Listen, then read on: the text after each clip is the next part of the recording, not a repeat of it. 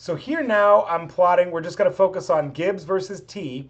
And also remember, this could be mu versus T. This could be chemical potential versus T.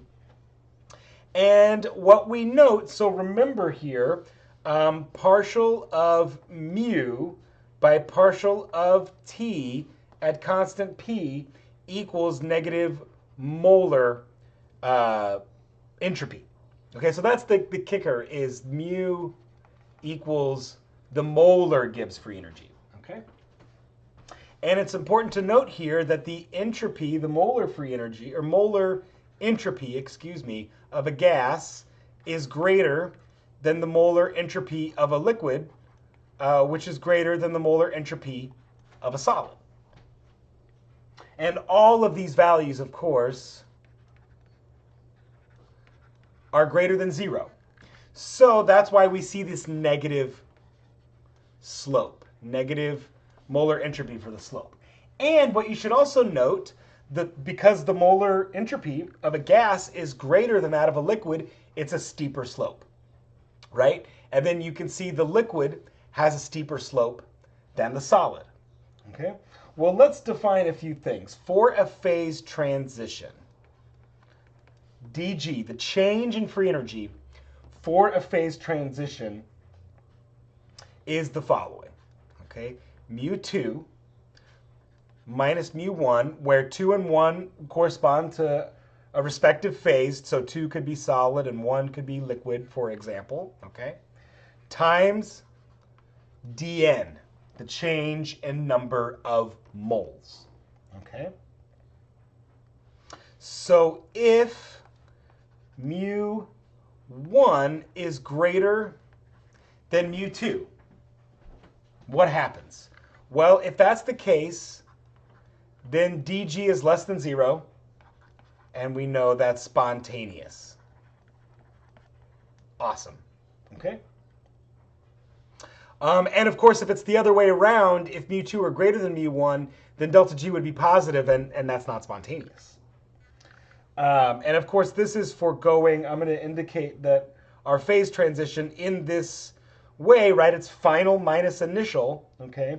So this would be going from phase 1 in the initial condition to phase 2 in the final condition. So I should have set that up first. But because final minus initial, right, if mu1 is greater than mu2, then this is negative, and so that transition will happen spontaneously. Well, what if mu1 equals mu2? Okay, then dG equals 0, and this corresponds to equilibrium, or what we call on a phase diagram a critical point. Okay, so now what we have here is chemical potential versus temperature, and I want to point out here, check out what happens. There's a point on this graph where the liquid and the solid line cross. There's also a point on this graph where the liquid line and the gas line cross. And there's also a point on this graph where the gas and the solid cross, okay? We have special names for all of these points. This point here where the liquid and solid line cross, with respect to temperature, I'm going to call that T fusion. So in other words, that's the melting temperature. Beautiful. What about this line where the gas and the liquid cross? Well, that's called T vaporization or T boiling. That's the boiling point. Super cool. What about where the gas and the solid cross? You guessed it, T sublimation. Okay? Awesome. Awesome stuff. It's a simple graph. It's a fairly simple idea, but it leads to a really powerful result here. Okay? And so what I also want to point out, what you notice here is that, let's say, just a little bit colder, okay? So if we look just a little bit colder than this fusion point, look, the liquid has a larger chemical potential than the solid, okay? And so what that means is if I'm going from liquid to solid, right? Let's suppose I'm heating my material up, okay? The phase with the lowest chemical potential will be observed. So for example, let me get a different color here, okay? So for example, under these conditions of temperature, we're not going to worry about pressure yet, but under these conditions of temperature, this would be the observed chemical potential, okay? The solid phase. Oh, I think I realized, you know what? Maybe you noticed this, and I was so excited about phase diagrams. I mixed up my T-vape and my T-sublimation. Maybe you're like, what the hell, Harmon? Okay, gas and liquid.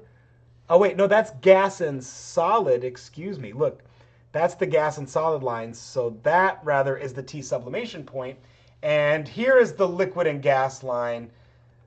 That would be the boiling point. Okay, good thing that I was zoomed way in and checking it out.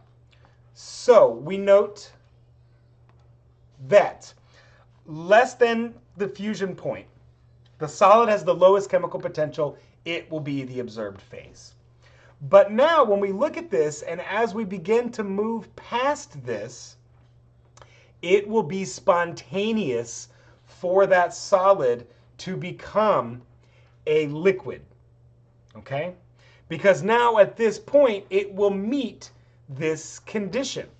So in other words, when we're looking at just a little bit below the fusion point, okay, the liquid has a larger chemical potential than the solid. Excuse me. Excuse me. So I'm also drawing this backwards. Jeez. Okay. Also, backwards. Hopefully I don't make too many more mistakes on this, or I might have to stop this thing and re-record. Okay. So when we're at, a cold temperature, it makes sense we have a solid. So you know for your common experiences that a solid will melt into a liquid. And it will happen spontaneously once you pass the fusion point. And that is because if now I imagine my solid is my initial state and my liquid is my final state, okay? Below the fusion point, the solid has a less chemical potential than the liquid, which means the delta G would be positive. So below the fusion point, it would not be spontaneous for that to happen. However, what happens as we cross this line? Well, as we cross this line now, the solid will have a higher chemical potential than the liquid, okay? And then at that point, right, if the solid remains to be our initial state and the liquid remains to be our final state, if I were to keep going along this line, right, imagine if I kept following along the solid line, then that would actually result in a negative free energy, so the change would happen spontaneously, okay? And thus, we would now be traveling along this line, this liquid line. And you notice in this particular system, we wouldn't even have a sublimation point, at least under this given condition, right? It just passes the sublimation point altogether, because where these are now having a higher chemical potential, those phases won't exist. And then now similarly, when we get to the vaporization point, the liquid will have a higher chemical potential than the gas, which would give us a spontaneous change, and now we travel along the gas phase line, okay? So as we're increasing temperature, we're always going to follow the chemical potential lines which have a minimized free energy or a minimum chemical potential, okay? And of course, if we were to go the other way, it would be the same result, right? Like if we now have our vapor and we're cooling down our vapor, once we cross this vaporization point, now the gas has a larger chemical potential than the liquid, so it would be spontaneous for this gas to condense, okay? And this also describes why we don't observe sublimation points at all conditions, because in this case, that possibility is not even there.